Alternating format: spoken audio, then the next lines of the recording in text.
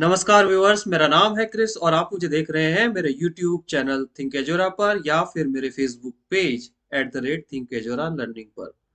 Viewers, जैसे कि आप जानते हैं, पोयम की हमारी इस सीरीज में हमारी कोशिश रहती है कि हम कुछ ना कुछ मोटिवेटिंग, कुछ नॉलेजेबल जानकारी चीजें आपके सामने रखते रहे और कुछ लाइफ एक्सपीरियंसेस आपके साथ एक कविता के रूप में शेयर करें।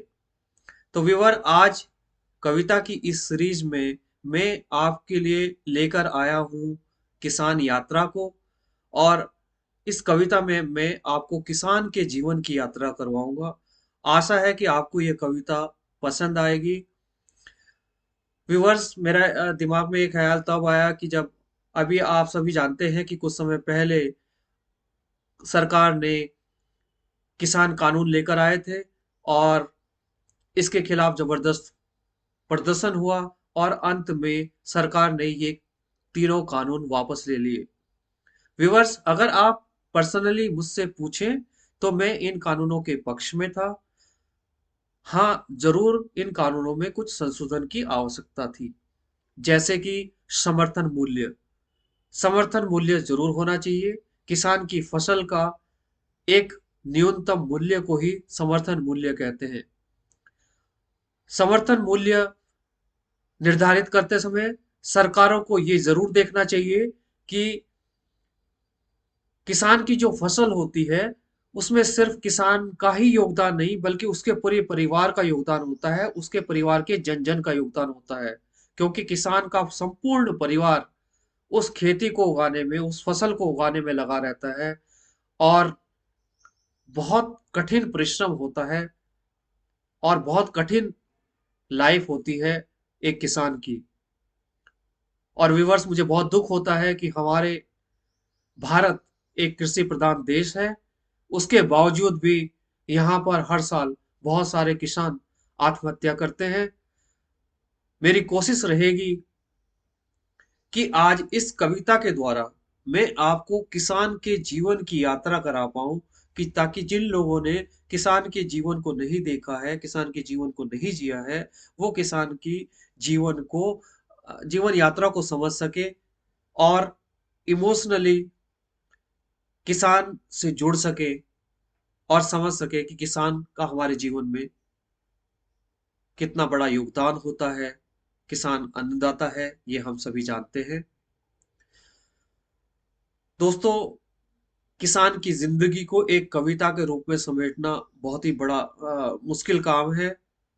तो इसलिए इस कविता को मैं कुछ पार्ट्स में लेकर आऊंगा। आज मैं आपके लिए इस कविता का पहला पार्ट लेकर आया हूं और इसमें हम देखेंगे कि किसान का जीवन किस प्रकार होता है और किस प्रकार वो अपनी फसल को उगाने के लिए समर्पित रहता है और किस तरह के कार्य उसे करने पड़ते हैं उसके परिवार के लोगों के द्वारा या उसके द्वारा, और किस तरीके से वो खेती में काम करता है। आज हम इस यात्रा में सम्मिलित होंगे और मेरी इस आज की कविता का शीर्षक होगा किसान महान महाजन। देखिए, किसान अपनी फसल को उगाने में अपना संपूर्ण या अपनी संपूर्णता अर्पित कर देता है।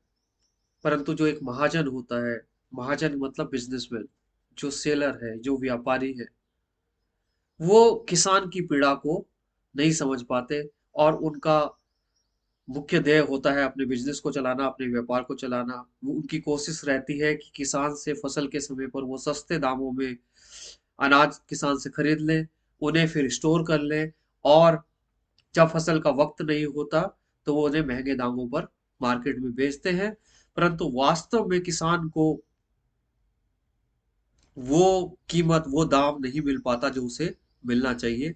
और ये बड़ी विडंबना है हमारे देश की, क्योंकि हमारे देश में शायद इन चीज़ों की कमी है कि हम किसान को उतनी हेल्प नहीं कर पाते। किसान के लिए, किसान के पास इतनी संचय निधि नहीं होती कि वो अपनी फसल को कुछ समय के लिए रोक कर अपने पास रख सके और उचित समय आने पर जब मार्केट में उसे अच्छे प्राइस, अच्छे दाम, अच्छी कीमतें मिले, उस समय पर बेच सके। और इसीलिए सारा फायदा महाजन ले जाते हैं। तो इस कविता में महाजन का भी रोल आएगा, मैं उसके बारे में भी बात करूंगा, लेकिन हमारा मेन फोकस है किसान पर और किसान की लाइफ पर हमारी आज की कविता का शीर्षक है किसान महान महाजन। आइए व्यूअर्स शुरू करते हैं। किसान की पल पल की मेहनत का भान, किसान की पल पल की मेहनत का भान, यूं कहाँ महाजन को होता है, यूं कहाँ महाजन को होता है। तिनका तिनका बिनकर जैसे, तिनका तिनका बिनकर जैसे, बुनकर पक्षी घोंसला अपना बनाता है।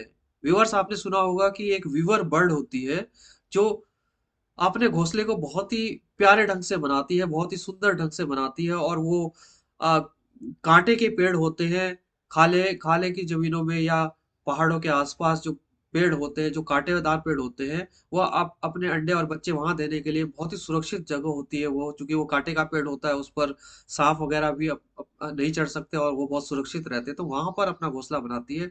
और मैंने इन चिड़ियाओं को बहुत, इन वीवर बर्ड्स को बहुत ये घोंसले बनाते हुए देखा है कि आसपास में अगर गन्ने के खेत होते हैं तो ये गन्ने की पत्तियां चूंकि बहुत लंबी होती हैं, हरी होती है और बहुत लंबी होती हैं, तो वो गन्ने की पत्ती से एक बहुत बारीक सी चीर लगाकर उससे एक रेसे रेसे निकालकर उस पेड़ पर ले जाते हैं और वहां पर वो एक एक उसको बुन बुन कर वो अपना घोंसला तैयार करते हैं। तो मैंने उसका यहाँ पर एग्जांपल लिया है कि कितनी मेहनत वो वीवर बर्ड करती है। इससे भी कहीं ज्यादा मेहनत एक किसान को अपनी फसल को उगाने के लिए करनी पड़ती है।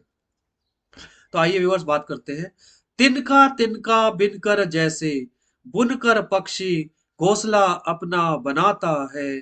खाद बीज पानी मिट्टी में मिलाकर, खाद बीज पानी मिट्टी में मिलाकर, पसीना श्रम का बहाकर किसान फसल उगाता है। पसीना श्रम का बहाकर किसान फसल उगाता है। यूं ही नहीं बीज धरती से, यूं ही नहीं बीज धरती से अंकुरित हो उग आता है। किसान का संपूर्ण परिवार पसीना मेहनत का दिन रात बहाता है। पसीना मेहनत का दिन रात बहाता है। धरती का सीना चीर हल चलाकर, धरती का सीना चीर हल चलाकर, पानी से उसकी प्यास बुझाकर, गोबर मिलाकर मिट्टी में किसान उपजाऊ इसे बनाता है। किसान की पल पल की मेहनत का भान, यूं कहाँ महाजन को होता है, यूं कहाँ महाजन को होता है। और व्यूअर्स, आइए अब बात करते हैं किसान की कुछ मेहनत की और किस तरीके से किसान अपनी फसल को उगाता है। इसके बारे में थोड़ा सा जानेंगे और इसकी यात्रा करेंगे। आइए सुनते हैं लाइनों को, तो आप रिलेट कर पाएंगे इस चीज से। ऋतु अनुसार, ऋतु का मतलब होता है आपका, चूंकि हमारे भारत में मुख्यतः तीन ऋतुएं होती हैं, सर्दी गर्मी और बरसात। सो हर एक ऋतु के हिसाब से किसान अपनी फसल उगाता है। जिस ऋतु में जो फसल होती है, जैसे मुख्यतः हमारे यहाँ पर रबी और खरीफ की फसलें होती है। रबी में हमारे गेहूं की फसलें आती हैं, खरीफ में हमारी धान गन्ना वगैरह और ये सारी फसलें आती हैं। ऋतु अनुसार बीज गर्भ में मिट्टी के पहुंचाता है, ऋतु अनुसार बीज गर्भ में मिट्टी के पहुंचाता है। अंकुरित होकर बीज के उगने तक, अंकुरित होकर बीज के उगने तक इंतजार में वक्त बिताता है। नन्हे नन्हे पौधों को अपनी मेहनत से, नन्हे नन्हे पौधों को अपनी मेहनत से फसल बनाकर लहलहाता है। लहलहाती फसल देखकर, लहलहाती फसल देखकर किसान प्रफुल्लित हो जाता है, उम्मीदों के सागर में गोते लगाकर।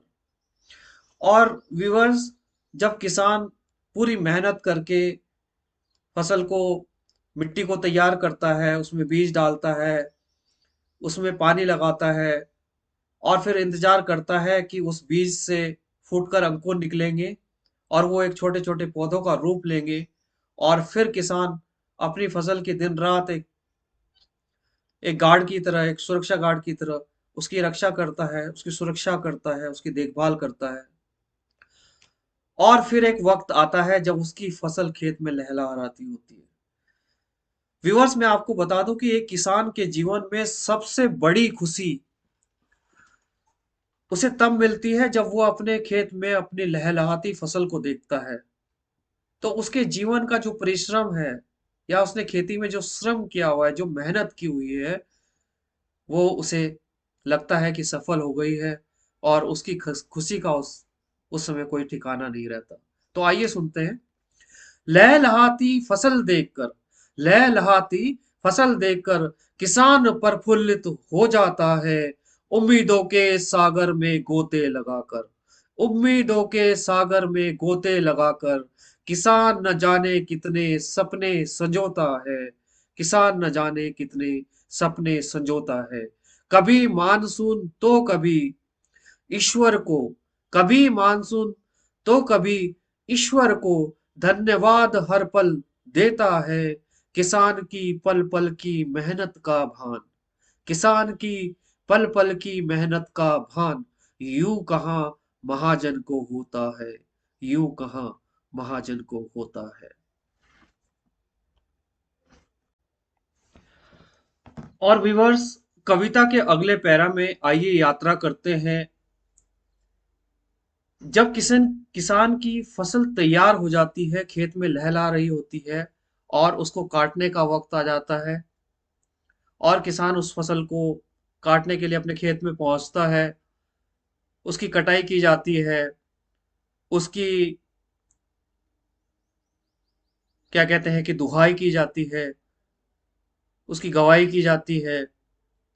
अनाज को इकट्ठा किया जाता है, उसको बोरियों में भरकर घर में लाया जाता है। और उस समय किसान के घर में जो माहौल होता है, वो उत्सव का माहौल होता है, बड़े खुशी का माहौल होता है। उस समय वो सभी उत्साहित हो रहे होते हैं, और परिवार के बच्चे अनाज के साथ खेल रहे होते हैं। पूरे घर में एक खुशी का माहौल होता है। तो आइए यात्रा करते हैं इस दौर की, जब किसान की फसल तैयार होती है, और सुनते हैं कविता की आगे की पंक्तियां। तैयार फसल काटने किसान खेत में सपरिवार, तैयार फसल काटने किसान खेत में सपरिवार, द्रांति हंसियां लेकर ब्रह्म मुहूर्त में जाता है। और जो लोग नहीं जानते हैं, द्रांति और हंसिया वो औजार होते हैं जिनसे खेत में फसल की कटाई की जाती है।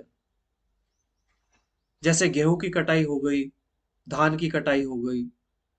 और गन्ने वगैरह को काटने के लिए तो पाटल वगैरह का इस्तेमाल किया जाता है। उसके लिए थोड़ा बड़े हथियार की जरूरत होती है, कि गन्ना जो है कठोर होता है काटने में। तो सुनते हैं दोबारा से। तैयार फसल काटने खेत में सपरिवार,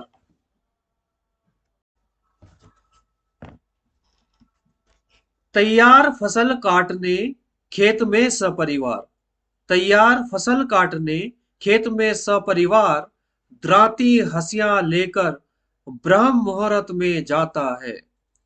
द्रांति और हंसिया विवर्स उन औजारों को कहते हैं जो फसल को काटने में काम आते हैं। जैसे गेहूं को काटने के लिए हो गए, धान को काटने के लिए हो गए, गन्ना, और इन सबको काटने के लिए थोड़े बड़े औजार की जरूरत होती है, जिसको हम पाठल भी कहते हैं अपनी पहाड़ी भाषा में। तो दोबारा से सुनते हैं। तैयार फसल काटने किसान खेत में सपरिवार, त्राती हंसिया लेकर ब्रह्म मुहूर्त में जाता है। चटनी रोटी खेत में ही मंगवाकर, चटनी रोटी खेत में ही मंगवाकर, खाकर ठंडा पानी किसान पीता है। दाना दाना कर फसल संजोकर, दाना दाना कर फसल संजोकर, अनाज की बोरियां किसान भरता है। उत्सव किसान के घर में उस पल, उत्सव किसान के घर में उस पल, अनाज की बोरियां जब वो उड़ेलता है। बच्चे लौटते पोटते खेलते अनाज के दानों से, बच्चे लौटते पोटते खेलते अनाज के दानों से। किसान क्या खिलौना नहीं ये जानता है, किसान की पल पल की मेहनत का भान, किसान की पल पल की मेहनत का भान, यूं कहाँ महाजन को होता है, यूं कहाँ महाजन को होता है। और व्यूअर्स, किसान महान महाजन के पार्ट वन में आज इतना ही। अगर आपको मेरी कविता पसंद आ रही है तो बने रहे मेरे चैनल थिंक एजुएरा पर, और चैनल को लाइक करें, शेयर करें, सब्सक्राइब करें। कविताओं के अलावा आपको बहुत सारी ढेर सारी जानकारियां हमारे इस चैनल पर मिलती रहेगी। तो बने रहे मेरे चैनल के साथ। आज के लिए बस इतना ही। धन्यवाद।